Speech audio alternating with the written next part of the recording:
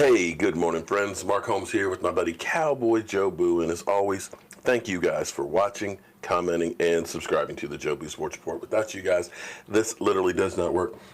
Let's get open for business and let's wake up the football gods up here.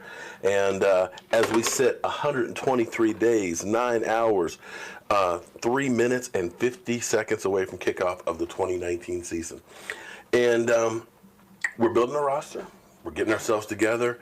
We're building a team that's looking forward to the 2019 season. And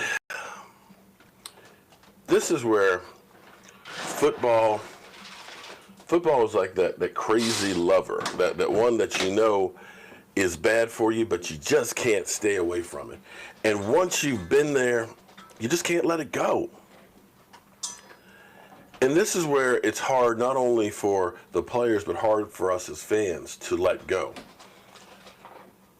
Dez Bryant, you know, you got to feel bad for Dez.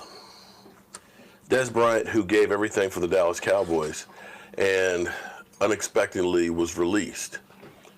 And football, in dealing with players that age versus winning, are two totally different things. Keeping older players goes against, generally speaking, winning in some positions. Now, quarterbacks, that's a different story because literally quarterbacks can't get touched. That's why they can play so late now. You know, when Tom Brady gets unnecessary roughness and that's all they do to him, you know, hell, you can play at 45 without a problem. It's not the same as when I grew up and quarterbacks were getting jacked up.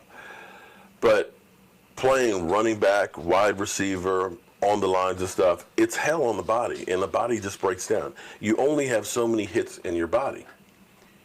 And that's, as you get older, in football, you get paid, generally speaking, more and more and more. So winning is contrary to doing what's right for the players. We always talk about players taking a team-friendly deal, but you never hear about the team taking a player-friendly deal. It's a two-way street. And Miss Jackie, thank God I got Miss Jackie. As soon as I wake up in the morning, she's gone through and she's done half the research and stuff for me on things that may have happened since I went to bed and everything else.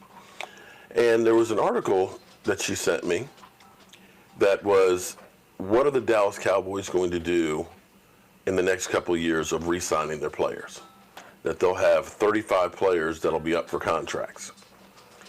Well, they're already doing it, quite frankly.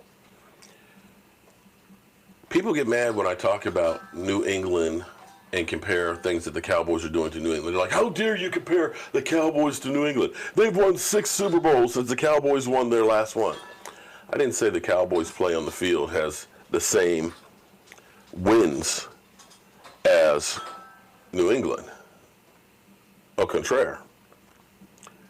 But what they are doing, the Cowboys are beginning to emulate. See, Dez Bryant last night, this is Dez Bryant's Instagram.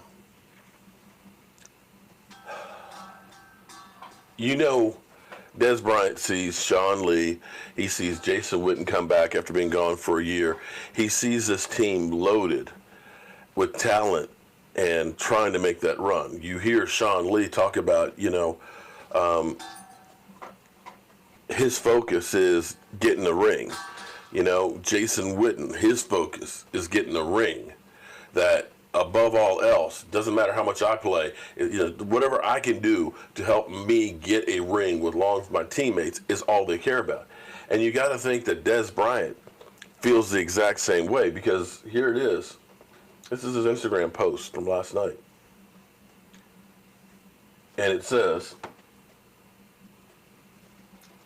his comment, determined. He's determined to get back to the Dallas Cowboys. He's determined to be part of this team, to be part of this hopeful run. He's determined that I don't want to end my career up without a ring. But herein lies the problem again. As we look at 35 people that are up for contracts, What you notice is with New England, you never have this kind of a situation. You never have somebody who is out there on Instagram talking about getting back to New England.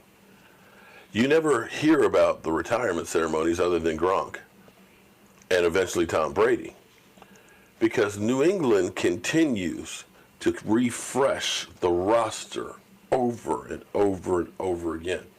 And as much as we were looking for, the playmaker or the safety and things like that, the Dallas Cowboys realized the success that they've had since 2014, since the 8-8, 8-8, 8-8 season, has been due because they've had a strong offensive line and a strong running game. And they're realizing now that having more success, too, because the defense is getting better. So they're understanding where they need to focus to win with their formula. We'll see if it gets us a Super Bowl. So what they're doing is, by drafting a Tristan Hill, that enables you to say, well, David Irving, that's no big deal. But then that starts making the guy that'll be able to replace a Tyrone Crawford, be it this year, next year, whenever, or an Antoine Woods, who's up for a contract next year. When you look at getting Connor McGovern, that is the ace in the hole that allows you to have a guard center and maybe now another tackle. So if Lyle Collins, you don't want to re-sign to a mega deal next year, you got a guy on a rookie contract. And here's the way the game really is played and really is won for New England. Because we always look around and say, oh my God, New England, they didn't re-sign Trey Flowers, that pass rusher? They're going to be crap. Or they traded a Pro Bowl guard to Miami during training camp? Who's going to block for Tom Brady? Because they already have young guys that are in the system. And by trading that guard to Miami, they're getting back a draft pick. By trading a linebacker to Cleveland, they're getting back draft pick. By letting a Trey Flowers go sign with somebody else, they're getting a compensatory pick. Remember, New England won the Super Bowl. And they had the same amount of picks as arguably one of the worst teams in football, the New York Giants, 12. They don't usually hit high in their top draft picks, but damn if they're not gold in 3, 4, 5, 6, 7 round. Tom Brady alone will tell you that. And so you keep replenishing the team with younger talent. You keep scouring those practice squads, and you find guys like an Antoine Woods or David Irving. And then when you get them, you coach them up and make them the best player that you can. And that's where the Cowboys are looking now. Cowboys have found more players that are homegrown that nobody thought much of. And they end up coming here and playing value minutes. Like I said, Antoine Woods. When we signed Antoine Woods last year, didn't anybody say, oh my God, that guy's going to get 33 tackles and a sack and a half? You didn't. When we signed David Irving, you didn't think that he was going to have that first season that he had, destroying Aaron Rodgers, did you? But that's how you weather the storm of having to pay guys. Now, of course, the flip side of that is there is no such thing as team loyalty. And when you look at guys like Dez Bryant, who literally love the Dallas Cowboys, who gave everything to the Dallas Cowboys, it goes contrary to keeping them around. Because as they get to that second contract, those numbers get bigger and bigger and bigger. And that prevents you from being able to reload. Football. It is hell, no matter which way you look at it. It is a tough business to get to, and an even tougher one to stay part of.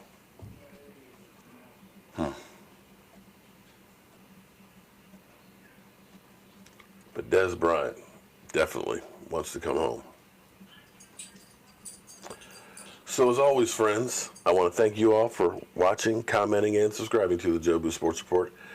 And I apologize for getting this morning report out earlier, but I tell you what, We went out golfing last night. Let me show you guys a little clip. When your drive shot's just not hitting, maybe this is what you have to do.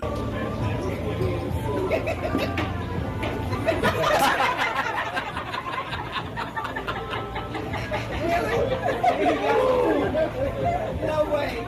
I got to always from that, man.